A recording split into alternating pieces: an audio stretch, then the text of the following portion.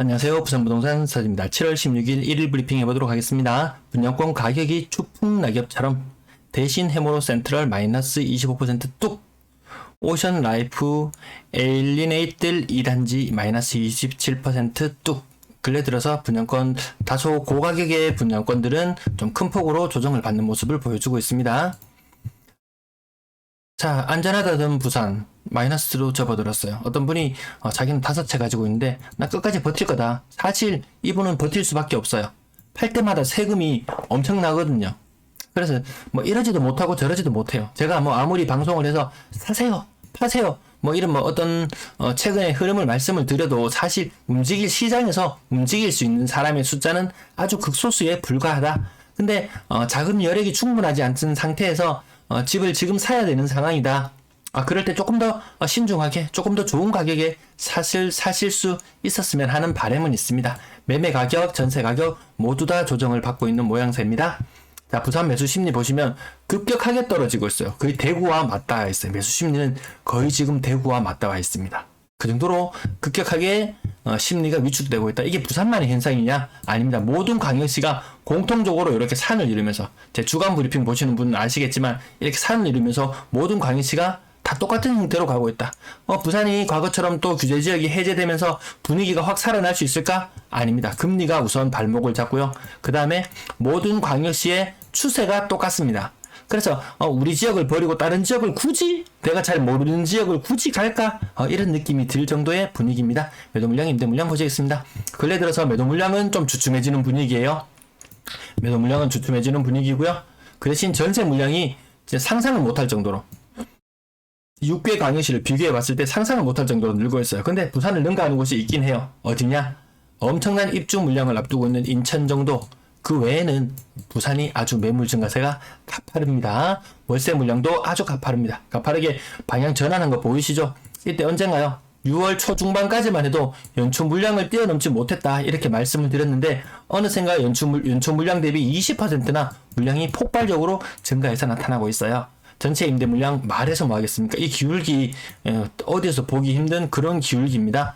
연초부터 쭉 이어나온 거래량, 이렇게 매물 증가하는 걸 보면은 대구를 능가할 정도예요. 거래량, 거래대금 보시겠습니다. 거래량 4월이 정점이었어요. 4월이 정점이었습니다. 그 이후로 지속적으로 하락하는데요. 6월의 거래량은 조금 더 비참한 모습으로 마무리할 것 같고요. 7월은 말해 뭐 하겠습니까? 말해 뭐 하겠습니까? 원래 6월이 거래량 단기적으로는 조금 늘어났다가 다시 감소하는 추세로 가야 되는데 이미 4월에 정점을 찍었습니다. 57건 오늘 많지 않죠? 신고가 비율 14건, 거의 주간으로 치니까 그렇게 많지는 않더라고요. 일간으로 쳤을 때는 20% 정도의 신고가 비율이 나왔고요. 6월의 거래량 21건. 이 추세로 한번 계산해 볼까요? 남은 거래 일수 12일이에요. 12일 하루에 20건씩 거래되는데요. 처음 6일 동안은, 남은 6일 동안은 거래량이 뭐 요 수준 될 거예요. 한 20건 곱하기 20건 하면 120개 정도 되겠죠? 그 다음 남은 6일 동안은 거래량이 하루에 한 5건, 10건밖에 안 돼요. 10건으로 잡아볼게요. 많이 잡은 거예요. 그럼 60건 하면 180건의 거래가 더 추가될 수 있다는 말입니다. 여기서 180건 더 추가되면 몇 건인가요? 1600, 한 30건? 네, 1630건. 2월과 3월 사이에 거래량으로 결과가 나타날 것 같습니다. 자, 가격 상단 부분 신고가도 2건 있었고요.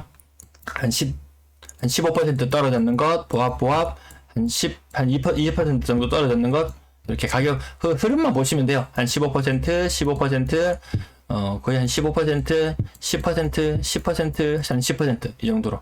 네, 가격 하락세 계속해서 이어져 가고 있습니다. 이 와중에 근데 신고가를 주고 내가 사야 되는가? 전반적으로 안 좋은데.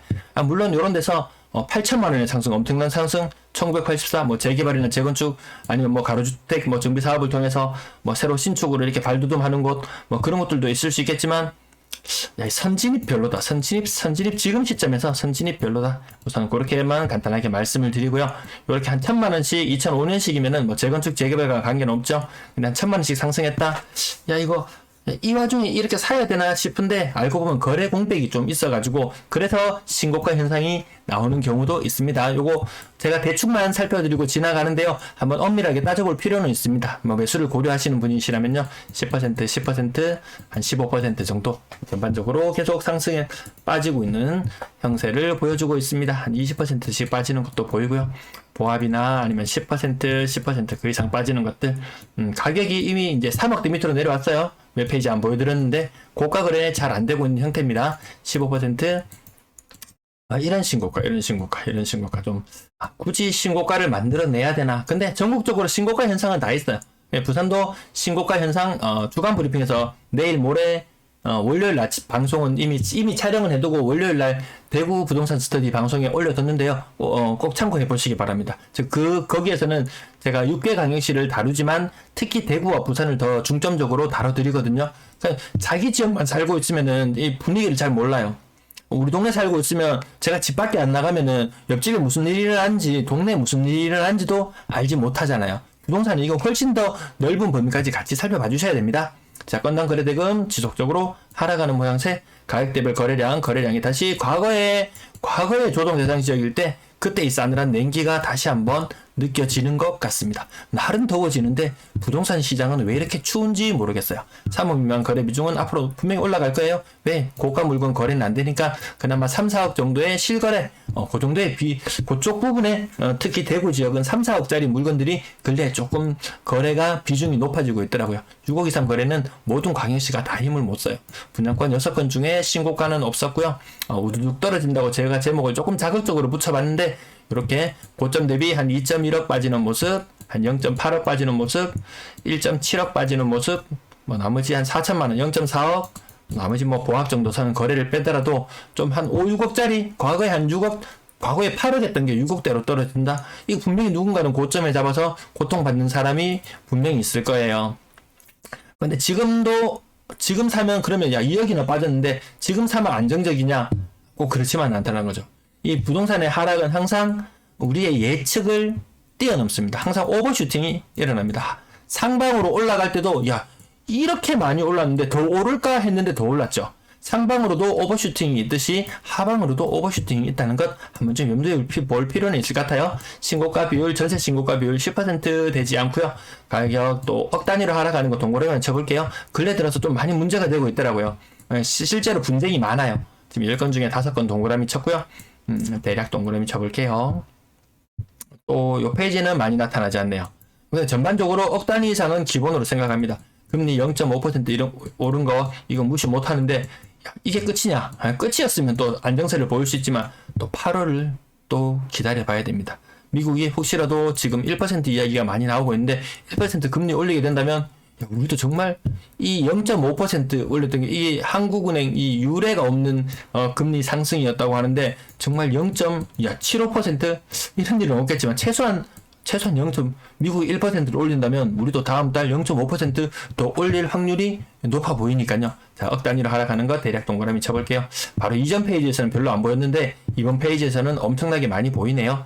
어쨌든 전체 거래 중에서 한 절반 정도는 억 단위로 떨어지고 있다. 그 정도 분위기. 전세는 여전히 많다.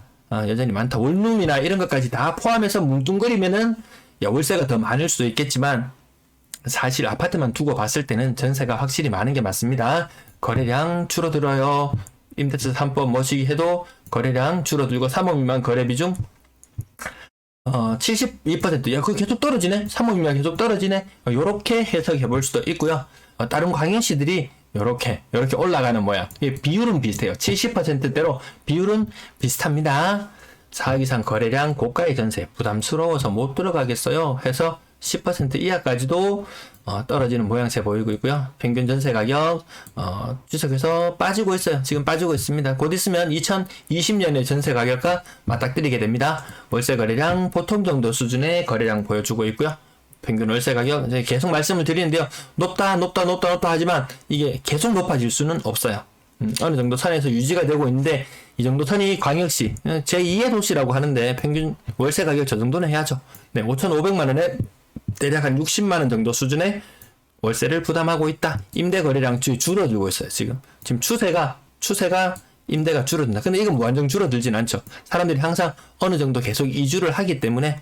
근데 임대차 3법이나 아니면은 주변 전세 가격 하락의 영향으로 전세 가격 오르면 이사 가려고 했는데 이거 집주인도 그냥 살라 그러고 나도 가만히 사는 게 이사 비용이다 이것저것 부대 비용을 생각해 보니까 그냥 눌러 사는 게 괜찮겠네 해서 오히려 임대 거래량은 전체 아파트 개수는 이렇게 계속 늘어나고 있었는데 그 늘어났을 때 대비해서 전세 거래량은 또 그 비율에 맞춰서 이렇게 늘어나 줘야 되는데 늘어나는 아파트만큼의 전세가 안 된다.